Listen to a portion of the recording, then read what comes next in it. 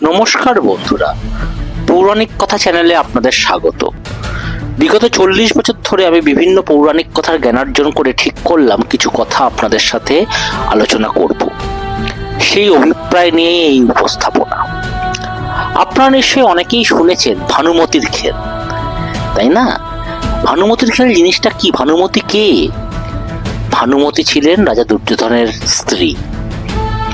তিনি ছিলেন একজন রানী যিনি ইতিহাসের উন্মোচন প্রত্যক্ষ করেছিলেন, একজন মহিলা যিনি ভালোবাসতেন এবং হারিয়েছিলেন, একজন আত্মা যিনি একটি রাজ্যের পতনের ভার গ্রহণ করেছিলেন। তিনি ছিলেন ভানুমতি, যে মহিলার নাম ভুলে যাওয়া হয়েছিল কিন্তু যার গল্প কখনো হবে না।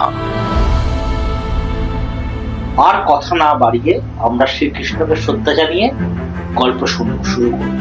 হরে কৃষ্ণ। ভানুমতি দুর্যোধনের ছায়ার পিছনের নারী, একজন ভুলে যাওয়া রানী। মহাভারতের অগণিত গল্পের মধ্যে এমন একটি গল্প আছে যা খুব কমই বলা হয়।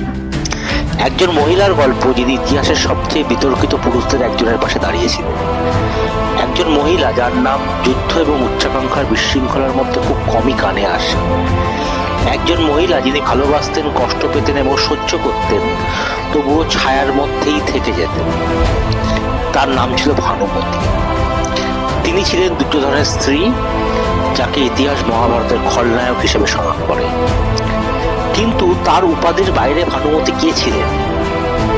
হস্তিনাপুরের রাজপ্রাসাদে তার জীবন কেমন ছিল? তার স্বামীর যুদ্ধ সম্পর্কে সে কেমন ভেবেছিল? এবং সবচেয়ে গুরুত্বপূর্ণ বিষয়, যখন পৃথিবী তার চারপাশে ভেঙে পড়েছিল তখন তার কি হয়েছিল? এটি তার গল্প। রাজনীতিতে আটকে পড়া রাজকন্যা। ভানুমতির জন্ম রাজ পরিবারে। তিনি প্রাগজ্যোতিষের রাজা ভাগদত্তের প্রিয় কন্যা, যিনি কৌরবদের একজন যোদ্ধা এবং মিত্র ছিলেন। তিনি কৌতুক এবং বুদ্ধিমত্তার সাথে লালিত পালিত হয়েছিলেন। তবুও তার সময়ের বেশিরভাগ রাজকন্যাদের মতন তিনি যুদ্ধ, রাজনীতি এবং কূটনীতির কলায়ও প্রশিক্ষিত ছিলেন। তার বাবা প্রায়শই তাকে বলতেন, একজন রানীকে কেবল রত্ন পড়লে হবে না, তাকে রাজ্যের ভারও বহন করতে হবে। এবং তাই ছোটবেলা থেকেই তিনি প্রস্তুত ছিলেন কেবল স্ত্রী হওয়ার জন্য নয়, বরং নিজের অধিকারে একটি শক্তি হওয়ার জন্য। তার সৌন্দর্য আর্যাবর্ত জুড়ে সুপরিচিত ছিল এবং প্রতিটি কোণ থেকে রাজারা তার বিবাহের জন্য তার হাত চেয়েছিল। কিন্তু ভাগ্য ইতিমধ্যেই তার পথ বেছে নিয়েছিল। একদিন দুর্যোধন তার স্বয়ম্বরে উপস্থিত হয়েছিল। তিনি কেবল একজন প্রেমিক ছিলেন না, তিনি ছিলেন এমন একজন রাজপুত্র যার উচ্চাকাঙ্ক্ষা সূর্যের চেয়েও উজ্জ্বল ছিল। একজন যোদ্ধা যিনি পরাজয় জানেন না, একজন পুরুষ যার অহংকার তার শক্তির সাথে মেলে। ভানুমতি আগে কখনো তার সাথে দেখা করেননি, তিনি তার সম্পর্কে শুনেছিলেন।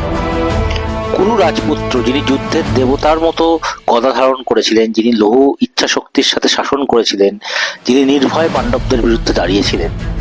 তবুও তিনি কোনো সিদ্ধান্ত নেওয়ার আগেই তার কাছ থেকে সিদ্ধান্ত নেওয়া হয়েছিল।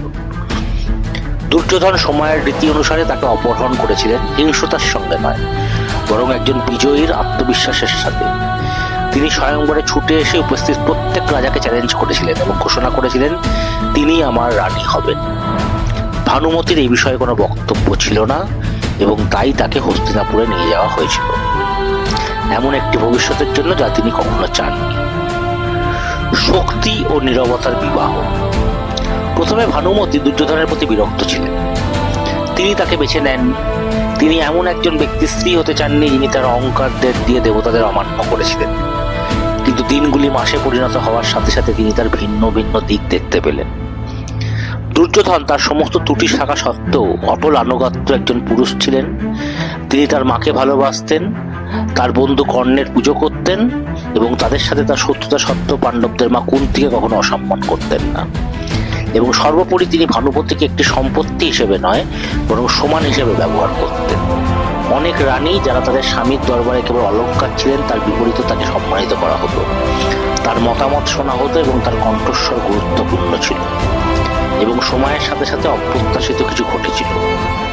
তিনি তাকে ভালোবাসতে শুরু করেন, কর্তব্যে আবদ্ধ একজন অসহায় স্ত্রী হিসেবে নয়, বরং একজন মহিলা হিসেবে যিনি রাজপুত্রের পিছনের লোকটিকে দেখতে এসেছিলেন।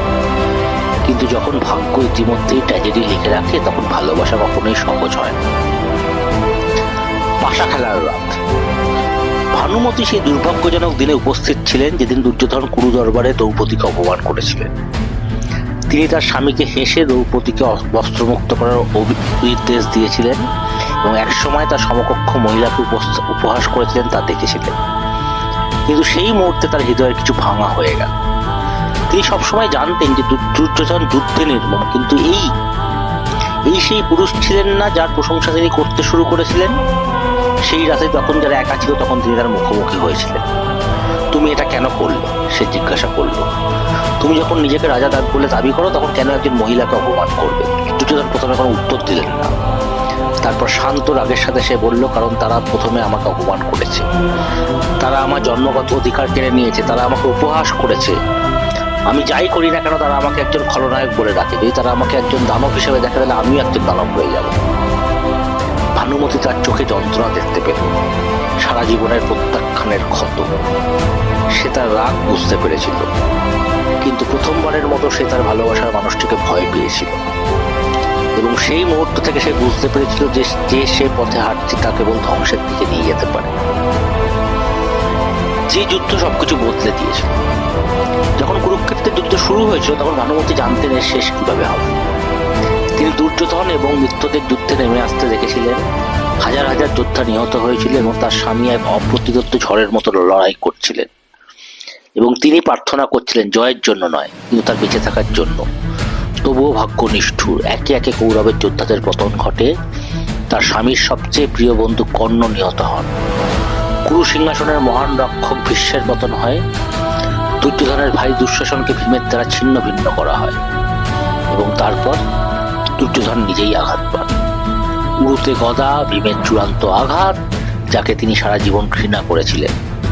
ভানুমতি যখন তার ভাঙা দেহের পাশে দাঁড়িয়ে তার চোখ থেকে প্রাণ বেরিয়ে আসতে দেখছিল তখন সে বুঝতে পারল যাকে সে ভালোবাসত সে এখন কেবল স্মৃতি।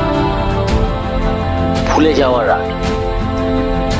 ইতিহাস আমাদের বলে না যে দুর্যোধনের মৃত্যুর পর ভানুমতির কি হয়েছিল। তিনি কি হস্তিনাপুরে থেকে গিয়েছিলেন, অথবা এমন এক রাজ্যে বিধবা হয়েছিলেন যা তার ছিল না? তিনি কি চলে গেছিলেন, বনে অদৃশ্য হয়ে গেছিলেন, নির্বাসনের নির্জনতায় শান্তি খুঁজছিলেন, নাকি তিনি শোকের আগুনে পুড়ে মারা গেছিলেন তার স্বামীর মৃত্যুর পরে? কেউ জানে না। কিন্তু একটা জিনিস নিশ্চিত, তিনি কেবল দুর্যোধনের স্ত্রী ছিলেন না, তিনি ছিলেন একজন রানী যিনি ইতিহাসের উন্মোচন প্রত্যক্ষ করেছিলেন এবং একজন মহিলা যিনি ভালোবাসতেন এবং হারিয়েছিলেন, একজন আত্মা যিনি রাজ্যের পতনের ভার বহন করেছিলেন। তিনি ছিলেন ভানুমতি, যে মহিলা গল্প কখনো হবে না। এই ছিল ভানুমতির কাহিনী।